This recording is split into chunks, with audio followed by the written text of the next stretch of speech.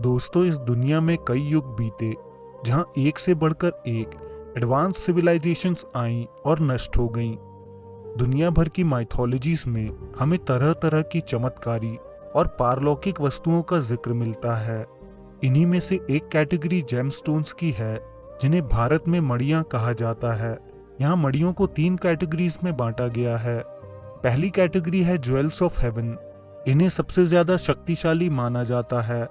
दूसरी category jewels of earth है।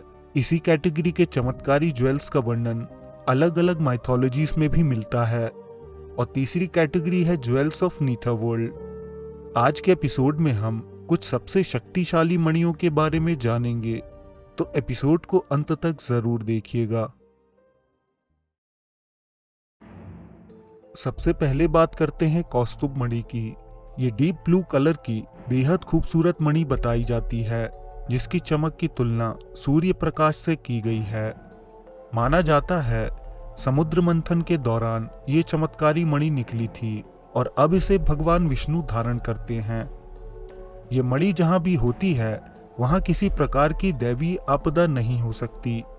इसके अलावा ये मणि हर तरह के संकट में रक्षा करती है।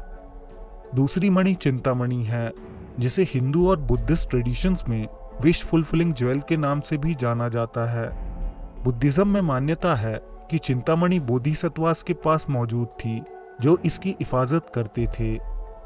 कहा जाता है तिब्बत के किंग न्याटसेन के राज्य में हेवन से एक चेस्ट नीचे गिराया गया था, जिसके अंदर 4 सीक्रेट ऑब्जेक्ट्स थे। इन ऑब्जेक्ट्स में बुद्धा का बोल और चिंतामणि स्टोन भी शामिल था। राजा ने इन सीक्रेट ऑब्जेक्ट्स को संभाल कर रख दिया। कुछ सालों बाद 2 स्ट्रेंजर्स राजा के कोर्ट में आए और उन्होंने इन चारों रेलिक्स के बारे में राजा को जानकारी दी थी। ये चारों ऑब्जेक्ट्स तिब्बत में धर्म की स्थापना के लिए आवश्यक थे। चिंतामणि स्टोन में बुद्धिज्म का मंत्र ओम मणि पद्मई होम लिखा हुआ था।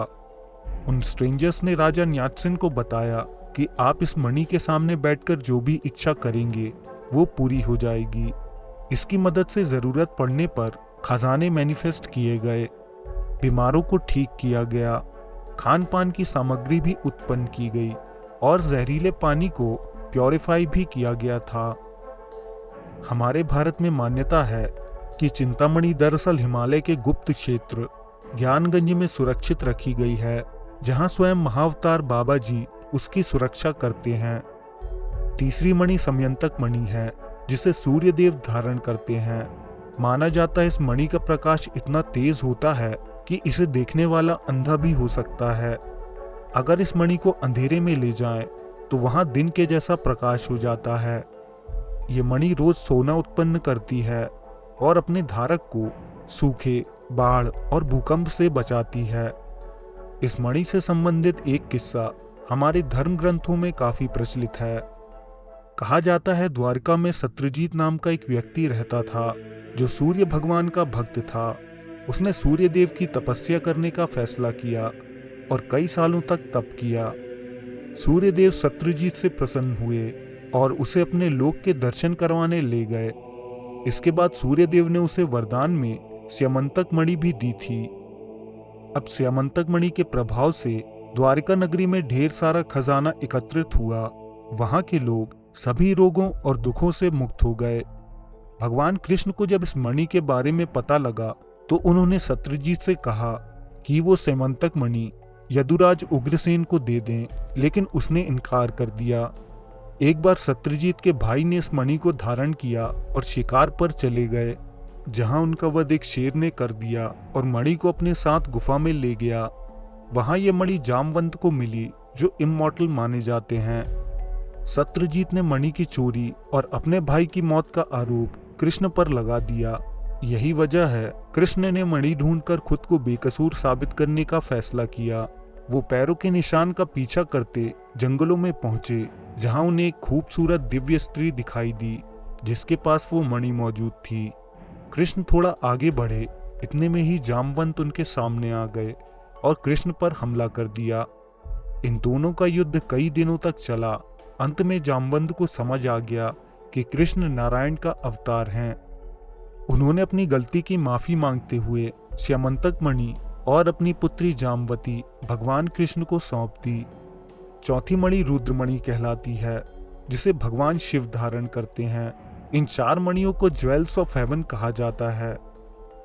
ज्वेल्स ऑफ अर्थ में तरह तरह के जेमस्टोन शामिल हैं, जिनमें से ज्यादातर हम अपनी आम जिंदगी में देखते हैं, लेकिन इनमें भी कुछ बेहद चमत्कारी मणियों के किस्से मौजूद हैं। जापानीज मैथोलॉजी में हमें 5 कलर्ड जेम का किस्सा मिलता है, जिसे विश फुलफिलिंग जेम माना जाता है। कहा जाता है इस जेम की सुरक्षा ड्रैगन करता था। फोल्कलोर्स में बताया गया है कि एक वुडकटो को जंगल में बैम्बू ट्री के अंदर एक छोटी बच्ची मिली जो चंद्रमा की तरह ग्लो कर रही थी। वो उसे घर लेकर आया और जैसे वो बड़ी हुई उसकी खूबसूरती के चर्चे पूरे साम्राज्य में फैलने लगे। इनका नाम कुगुया हिमे था, जो चांद से उतरी राजकुमारी थी।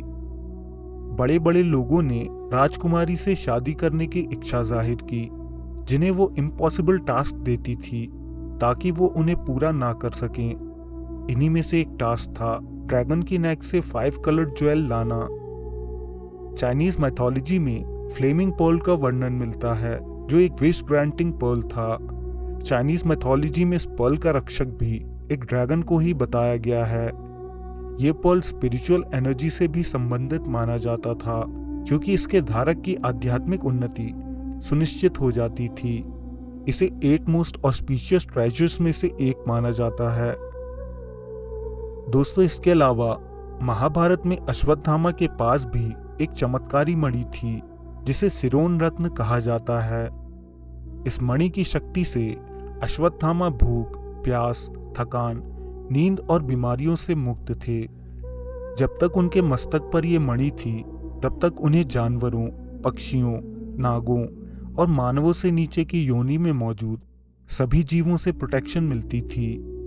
इसके अलावा इस मणि की सहायता से अश्वत्थामा निडर बने और उनकी उम्र आगे नहीं बढ़ती थी, जिसकी वजह से वो इमॉर्टल थे। इतना ही नहीं, जब भी अश्वत्थामा को घाव होते उन्हें कोई तकलीफ नहीं होती थी और घाव भी जल्द ही भर जाते थे। हम सब जानते हैं कि अश्वत्थामा को कलयुग के अंत तक भटकने का श्राप मिला था, लेकिन ये आज भी एक राज है कि उनकी मणि का क्या हुआ। जब अश्वत्थामा ने पांडवों के पुत्रों की हत्या सोते हुए कर दी थी, तब इसे एक बहुत बड़ा अपराध माना गया। यहाँ तक कि दुर्योधन को भी अश्वत्थामा का ये कार्य अच्छा नहीं लगा था। अर्जुन ने अश्वत्थामा का वध करने की प्रतिज्ञा ली और जाकर उसे पकड़ लिया था। कृष्ण और अर्जुन अश्वत्थामा को द्रौपदी के सामने लेकर गए, जहां द्रौपदी ने उसे ऐसे ही छोड़ देने के लिए कहा था। भगवान कृष्ण ने अर्जुन से कहा कि ऐसे अपराधी को दंड ना देना भी पाप होता है। तब अर्जुन ने अश्वत्थामा के केश अपनी तलवार से काट दिए और उसके मस्तक से वो मणि निकाल ली। इसके बाद अर्जुन ने वो मणि द्रौपदी को भेंट कर दी। कुछ समय बाद द्रौपदी ने वो मणि युधिष्ठिर को दी थी। इसके बाद उस मणि का क्या हुआ, इसका वर्णन हमें ना ही महाभारत में और ना ही किसी और शास्त्र में मिलता है। हो सकता है वो मणि युधिष्ठिर के साथ स्वर्ग चली गई हो, या फिर ऐसा भी संभव है कि उसे युधिष्ठिर ने इसी धरती पर किसी सुरक्षित जगह पर छुपा दिया हो। दोस्तों, आज के एपिसोड में बस इतना ही। अगर वीडियो पसंद आया हो तो ज़्यादा से ज़्यादा लाइक करके हमें सपोर्ट करें और अपने दोस्तों के साथ इस एपिसोड को शेयर करें। हम जल्द ही आपसे एक नए एपिसोड के साथ मिलेंगे। धन्यवाद।